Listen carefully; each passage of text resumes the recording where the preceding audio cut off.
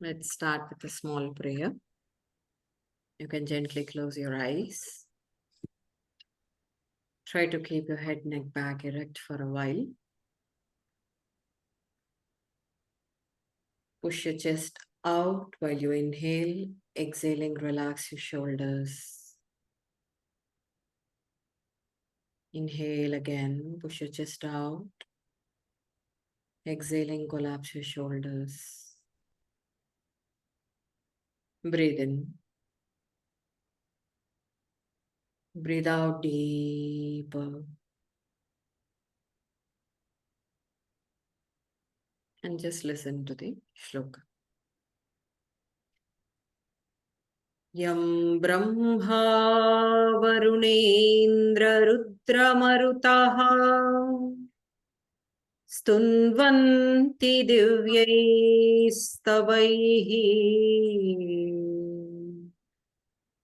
वेदैः साङ्गपदक्रमोपनिषदैः गायन्ति यं सामगाः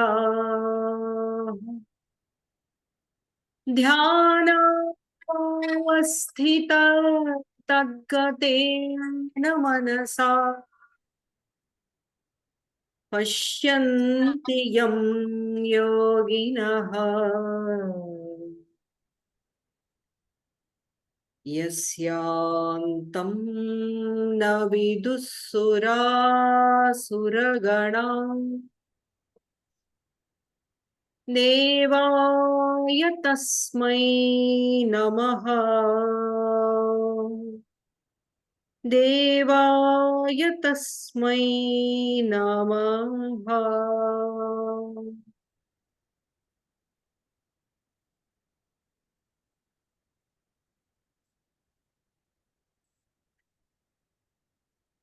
Simple palming.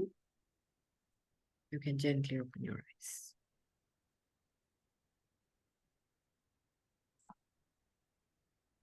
Today the shloka is the most important one for all yoga enthusiasts, which we will be discussing upon. Why is it very, very important? It had been important the previous day also, the previous weeks also. But why is it very important for yoga enthusiasts? Because it provides the definition of yoga. If you had been under any strong teacher under the course of yoga teaching and instructions, you would have, gone through the shloka, you would have mugged it up and then wrote it multiple times with its meaning. Now let's delve into its esoteric meaning for a while. 2.48. Yogasthak kuru karmani. Yogasthak kuru karmani. Sangam tyaktva dhananjaya. Sangam tyaktva dhananjaya. Siddhya siddhyo samo bhutva. Siddhya siddhyo samo bhutva. Samatvam yoga uchyate. Samatvam yoga uchyate.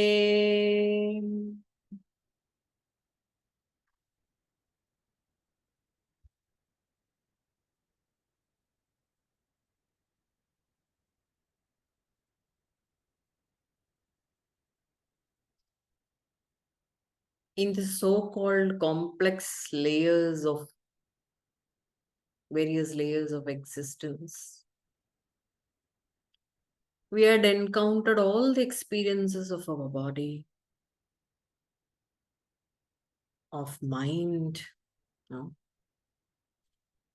all the experiences of an encounter with your intellect.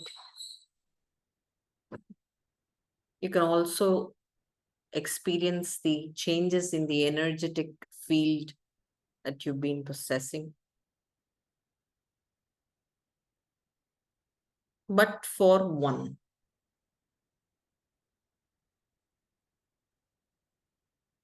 Krishna calls this as the center. And hence he talks about alignment. We think it is bodily aligning in the asanas, making the geometrical lines and shapes. Of course, that also matters. But alignment is getting aligned with the center. And he is very specific in calling the center to be the heart center. It is not the Anahata chakra that he is talking about or any other chakra business. Or just you could smell this effervescence of lavender, your Anahata chakra opens. All this is not there in any of the Shastras. He is talking about the purest self, your inner being, unconditioned by, untouched by, unruffled by any of the changes that you encounter in your body, any of the changes that you see, perceive in your mind, or whatsoever. Now, here Krishna clearly gives the instructions to Dhananjaya. Dhananjaya is another name of Arjuna. We'll see why he uses this name a little while later. He gives clear instructions to Arjuna that stay aligned with the center. That's his primary command. Yogasthaha kuru karmani. Staying in the state of yoga, perform all actions. That's the first phrase. Yogasthaha kuru karmani. Do all the actions by staying put in that heart center. Oh, you were talking about yoga. Now you're saying it is heart center. It's one and the same.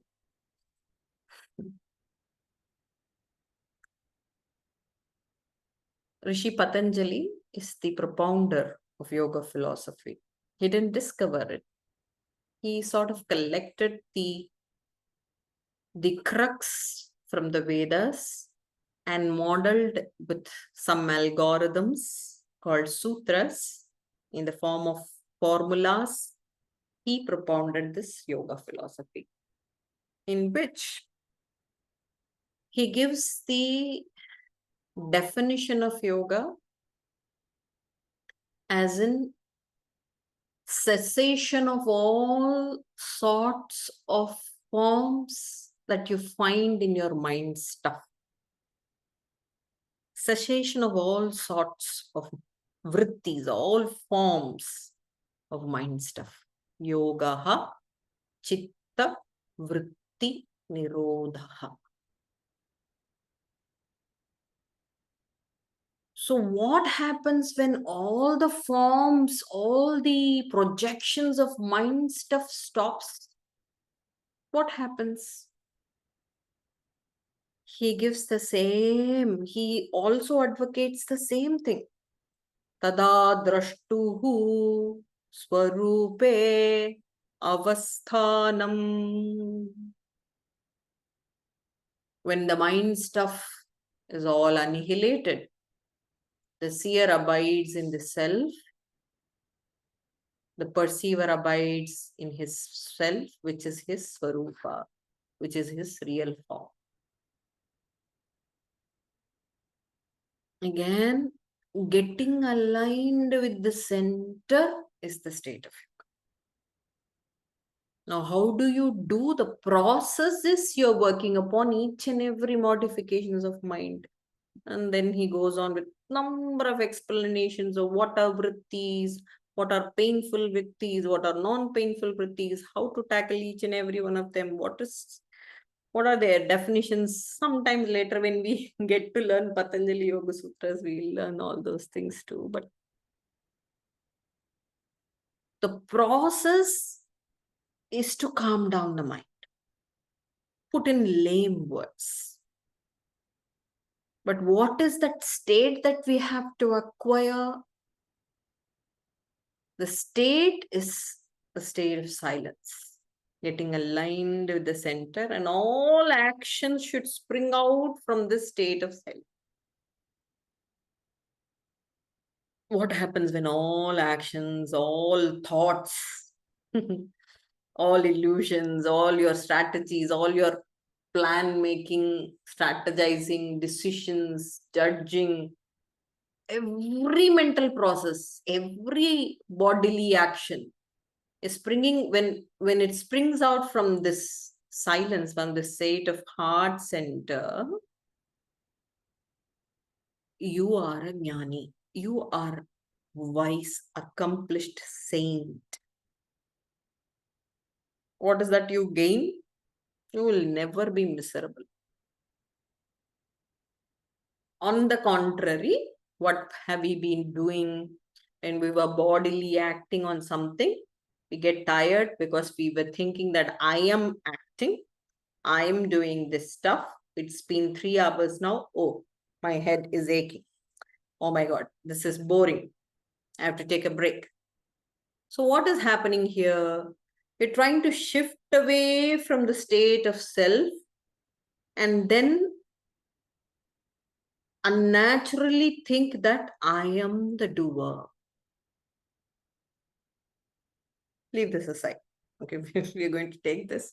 But this is just one equation. We'll go now, step by step. The second equation, what happens when we dream?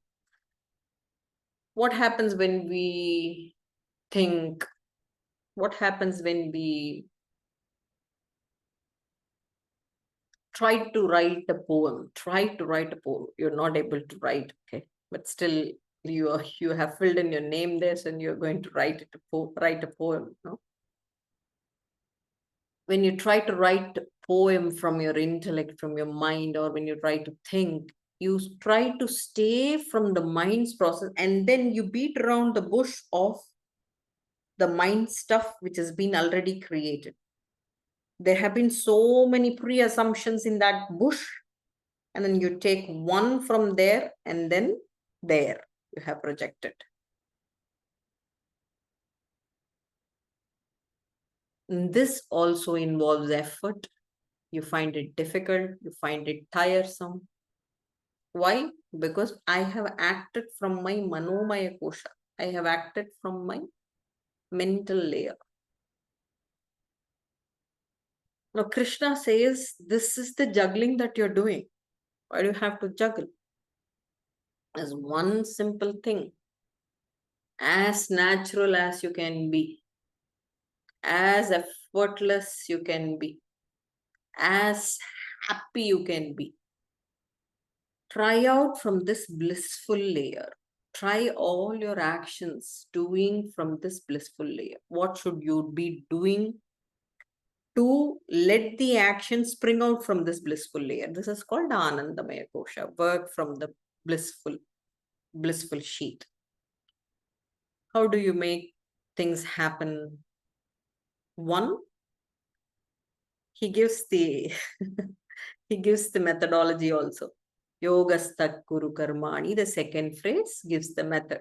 Sangam Tyaktva Dhananjaya. Devoid of all attachments. There. You got there. Now, what is this attachment? Holistic indifference is what I would call as detachment. You have to gather everything. It should be holistic. What happens when your boss is trying to nag you? You can't do anything over. And then you are indifferent to him. And then the same thing happens with your consort at house. No? Now you can shriek or scream at him. Now what are you doing? Indifference with choice. where you can take charge upon. You got all the hell main from the mind stuff, and then you let it out. That shouldn't be the case. It has to be holistic in nature.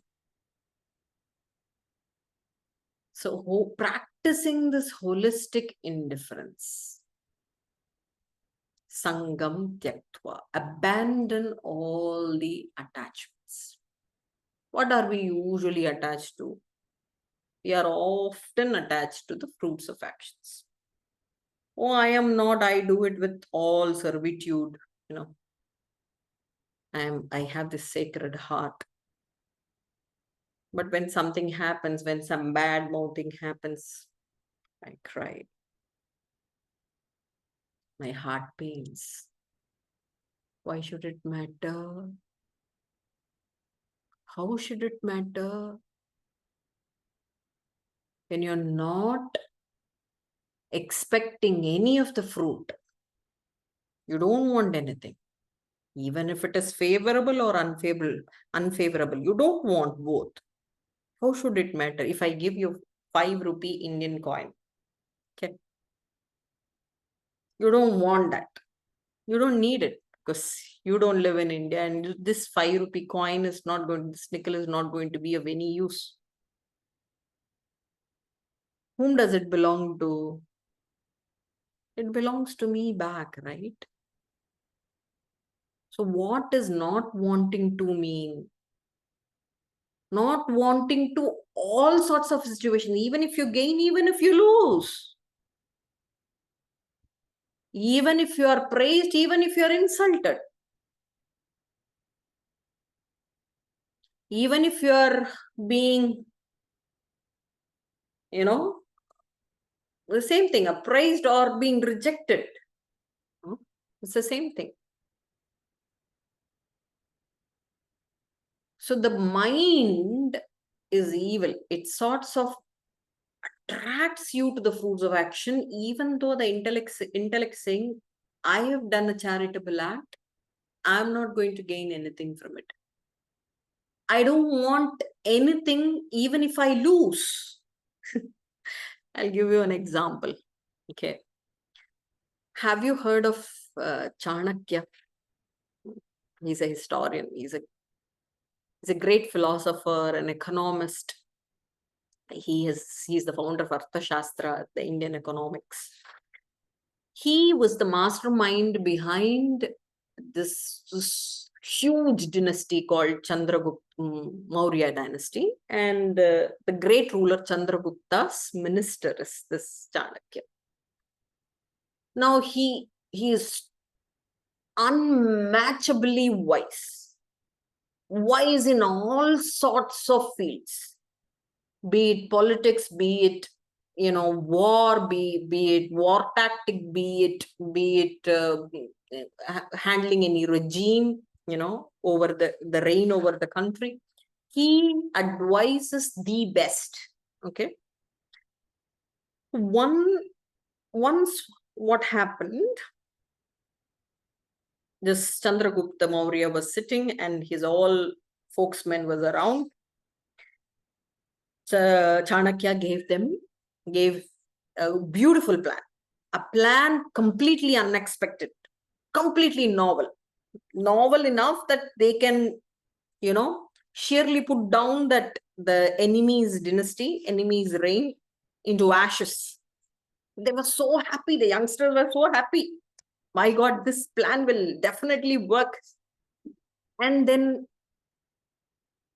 they took out that plan and then trying to put down the enemy country down. And suddenly the plan failed. And they had to flee from the country to save their butt, to save their life. Coming back, running back to Chanakya, complained him. Why did you give such a plan? He was smiling at them. Did you fail?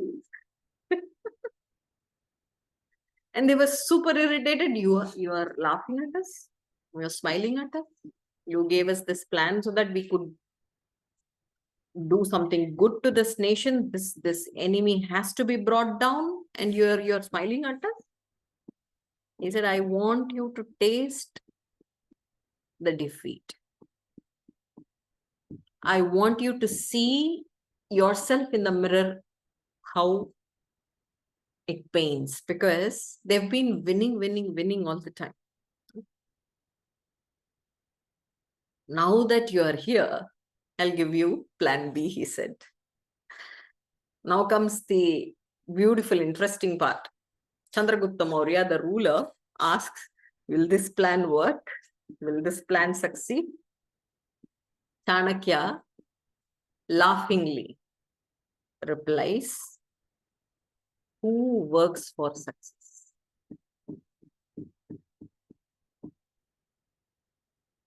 So working, actions is not for something that it would provide you, make you feel good, reputed,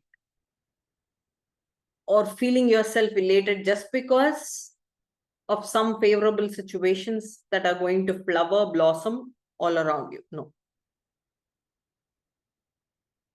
It is through actions you grow. It is through actions you grow. It is through actions you become wise. It is through actions you become experienced. Hence, Krishna says, Karmanyeva adhikarahate, the previous lesson. Your responsibility is to act only. Eva.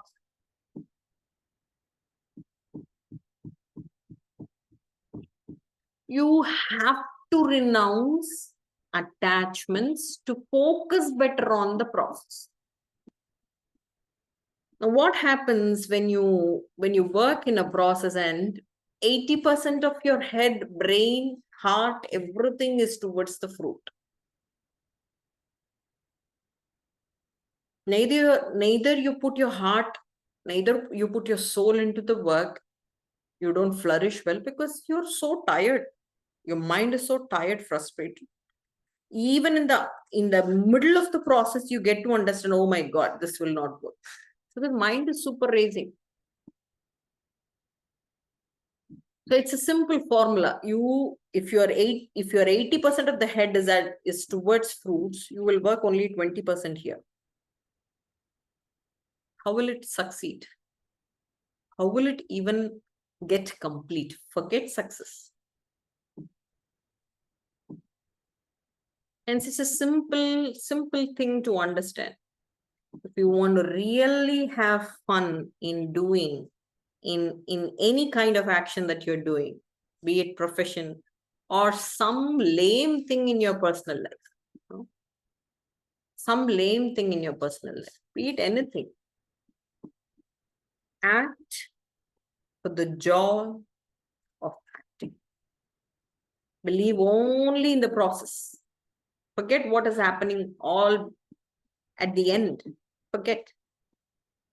Because you are not the part of it. The 5 rupee nickel is not yours.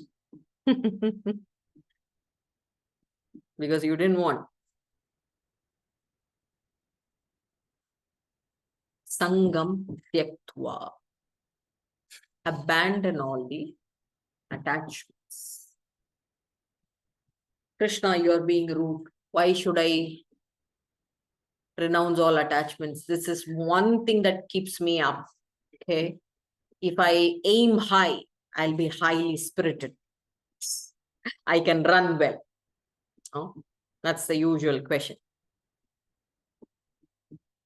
I've been discussing about this a lot, but still, I'll again emphasize this because this is very, very important. So the entire world, all the great persons out there, whomever we think, whomever we intend to be great, all of them talk about dreaming high, aiming high.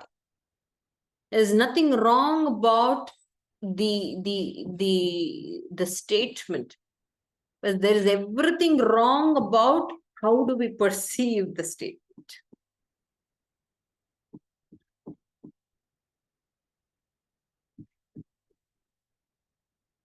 You become the dream when you want to become the dream. You don't just dream, right? What is this popular book called The Secret Talks? Okay, if you want a Porsche car at your, at your lawn, what do you got to do? You don't have money. So it says, you imagine you're sitting on your Porsche car seat, you buckle up, and then you take the wheels and then do vroom, vroom, vroom, enjoy, have fun, be in that happiness. This is crazy, is it not? But what are they intending to say? Even if there is no object, the pleasure that you get from the object, that is real. That you can have, that you can get even if you don't have the object. No? You don't have to rely upon the fruit for that. And it says that one day you get a Porsche if you continue vroom, vroom, that. That's how there were cancer survival story. That's how the poor became rich, a millionaire, or whatnot. In immense stories about, different stories about the same thing in the book. Anyways, coming back. So the problem is we are so much hooked up to the results. The point is to have pleasure, you don't have to rely upon the results. To be happy, you don't have to rely upon the fruits. Happiness is a choice. It's there. It is not a mental process also. Believe me. We think happiness is a thing projected from Manomaya Kosha, from our mind, we think. It is not that. It is not sensory also. If it is sensory, the first time when you touch the teddy bear, you get the amount of pleasure. Oh, how soft. How nice. Oh, it's nice. Oh. And you snug on to this teddy bear. And then I give you the same teddy bear for 3 times, 7 times, the 50th time. What happens? Do you feel the same amount of pleasure? No. Which means getting snuggled around, cuddled around is not pleasure. Hence, it is called sensual pleasure and temporal. No? So, what is real happiness? Real happiness is that we should not be bound to rely upon any person, any object, or any situation. It has to be there. It has to be all there, all the time there. You don't need a person, thing, or a circumstance, and then you get to be happy. No. If that is the case, it is temporal. It is a pleasure, right? So, by understanding the term happiness, you get to understand it is not going to be acquired externally. It is there inside, which you all know. Theoretically, we all know. But when you stay in the heart center, you experience the same. You get to experience the same. When you act from that blissful sheet. How do you do it? Do not accrue all the thoughts while doing the action. How am I going to stop all those things? Just believe that this action is an offering. Remember, I was talking about how Shankaracharya talks Karma Yoga to be Bhakti Yoga. Yeah. Ishwararpitam. He says it is an Ishwara's Aradhana if you're going to serve with the servitude. If you're going to act with servitude.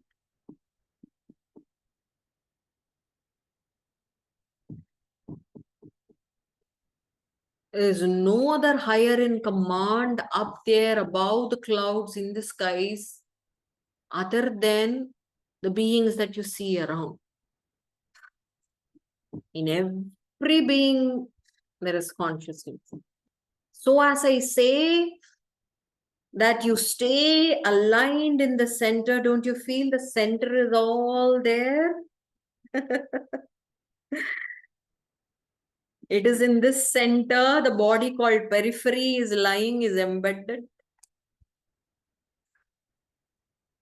So now when you act, you know, oh my God, I am yet to scream upon my own Ishvara, my own Aradhya, my own Ishtadevata. I'm going to scream upon Lord Krishna, oh my God.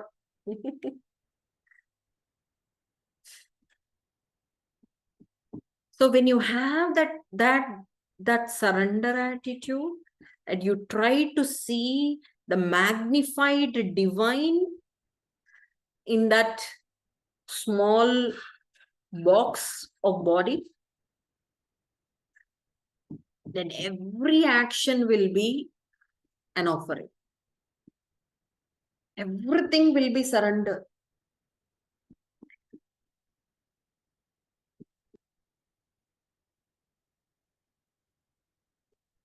For that, you need a little bit of bravery.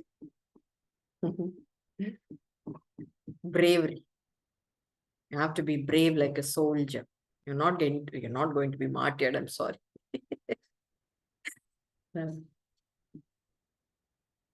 Why brave? Because the brave unconcern of what is going to happen later is what is that requisite that you have to hold on to for the entire life. What is going to happen? What is going to happen? What is that they are going to feel? What is that they're going to think about? You have to be brave and not at all interested to such crap. Hence, you need to be brave. Sangam Tyaktva. Oh my God, I haven't finished the second phrase. The second phrase also got Dhananjaya.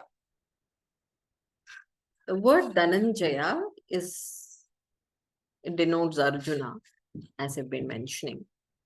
Dhananjaya also means fire. So Krishna is accurately using the name Dhananjaya here, saying that you be a flame within. Don't you get unruffled by all those acts around, all those karmas going around like a fire. No? Fire doesn't say, oh, this is wet. Oh my God, this is gold. Oh, this is just dried leaf. So being happy on your own, holding that flame, being aligned in the center, you do all the actions by being in the state of yoga. Yoga staha guru karma. Hence, Krishna is giving the name Dhananjaya here. Siddhya siddhyo samo bhutva. I've been talking about this all the time, but again, Siddhya siddhyo samo bhutva means try staying equanimous in all sorts of situations, even if it is siddhi or asiddhi, even you feel victorious about it or you fail, even if you succeed in anything or you fail.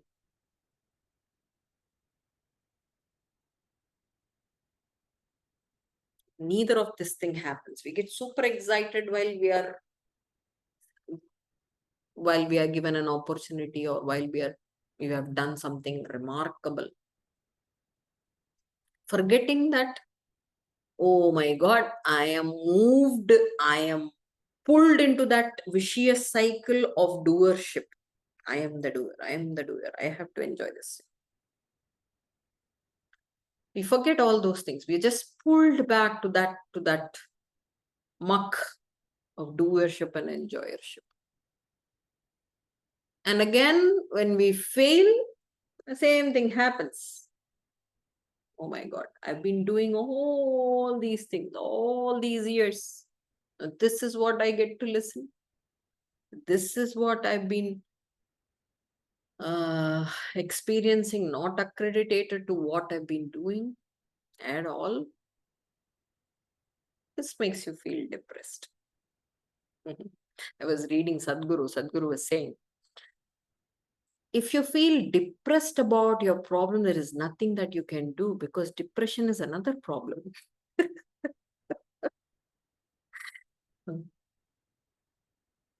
So you have added one more problem to your problem.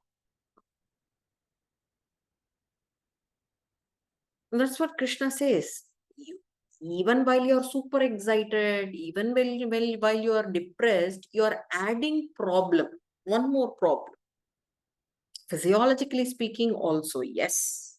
Even eustress create physiological imbalances. Even distress creates physiological imbalances. You burden your body, you burden your mind, just because of that string that we cannot give away. This is success. This is failure.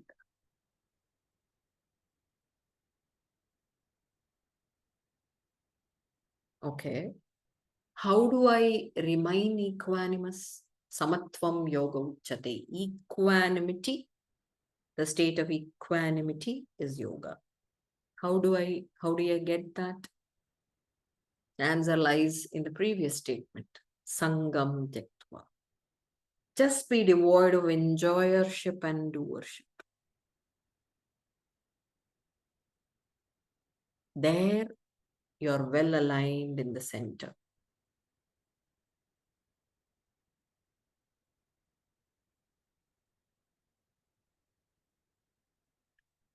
There's this beautiful story of an old Brahmin, a made-up story, but can definitely create a difference, because whenever there is an example or a parable comes up, you get to understand very easily, because we're all children at heart. Listening to stories, we go to sleep, and then you sort of sleep in the values of the story, and then you become that. Yeah. So it was a story of an old Brahmin in a village. Also, he is a scholar. He was very fluent in Veda mantra chanting. He was very disciplined in his disciplines. He was doing all his yajna yaga, the kriyas, the Vedic sacrifices, the rituals, his Sandhyopasana, worshipping the sun in the sunrise and sunset, fire worship during sunrise and sunset. And in the afternoon time, he keeps chanting the mantras and revising, and then meditating on the mantras. Evening again, the same Sandhyopasana comes up. Night before night, he meditates and sleeps. That's how an old Brahmin will be. Okay. So this was the time where India was still fighting for its independence, and Gandhiji, the renowned figure you might have known, might have heard about him. He's come down to his village. In those times, politicians come to the village and then give their bhashana, give their lectures. And all those people of the villages come and listen to Gandhiji. That's how it happens. And then in the Sandhya, they have Ram Bhajan and stuff like that. So to create that communal feeling. So this young son, the young blood of the Brahmin wants to go. And the father says, yes, yes, you can go. And he didn't come. He was keen in his own disciplines. So the son is very furious.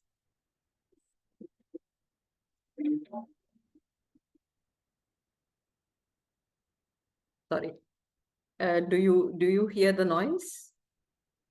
No. Okay. The drilling noise? No. Okay. Good.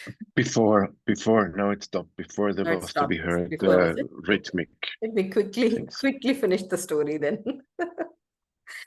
So the son was furious and asking his father, why aren't you interested in the national consideration? The entire nation wants freedom, and you can't do your petty job of listening to Gandhiji. You have to stay indoors. Now, this conversation was fuming. But the father was very, equanimity, samatvam yoga uchyate. He was in that equanimous state, smilingly answered, Gandhiji is doing his dharma. I am doing mine. If it is his dharma to collect people, to make them organized towards one objective, my dharma is to do my own disciplines and then staying in that state of alignment, in that silence, and then create a difference all among us. Slowly this son of his got to understand his view. Paul Brunton once, when he was with Ramana Maharshi, he remarked that it is not that sage does not speak, but his silence is more eloquent than his speech, he says. So sometimes what happens by staying in that inner silence, the samadhi state hits multiple number of people around. Hence, when you're around with certain saints, with certain good souled ones, you feel happy. You feel peaceful. You feel aligned. Because it is that samadhi state that sort of gets the fever, get viral all around. Now, this is what happened with that father and son. When he started explaining that it is his dharma, it is my dharma, and he understood what he was denoting, that this inner silence is more important than a political freedom. Is one sort of people going to rule when one sort has gone? Were we peaceful then? Are we peaceful now? It didn't matter. It didn't matter because of the change of the governance. It only will matter when you work inwards. When you work inwards and find that inner peace here, then you can spread that to men. So that's the story. End of the story. It does not mean that you do not take up a nation's duty. You do not take up a responsibility. But what is that you can do is your dharma. If I ask you to stand in the border of your country and then protect your country, you can't. With all the ammunitions in your hand. But at your capacity, what else you can do, that is not everyone's dharma would be the same. Dharma here is not religion. To all the Hindi speaking fellows out here, dharma is not religion.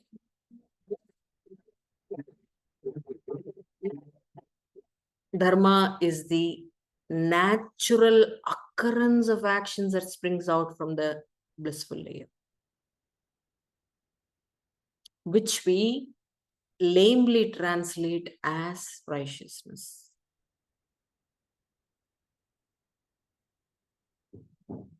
It's a natural occurrence. And when you do it, you feel happy, feel relaxed. This is what I had to do. This came from within. So that is what he was denoting. So when you are at the state of yoga, when you are in that restful state, then you act from there. It is called yoga. It is the swadharma.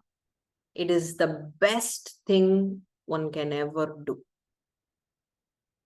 That is the whole moral of this 2.48. Yogastaha Guru Karmani.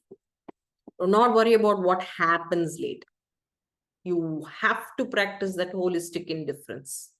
You have to be brave, unconcerned about all those thoughts, all those things, all those stuff. Stay in the state of equanimity. Stay aligned with your heart center and act.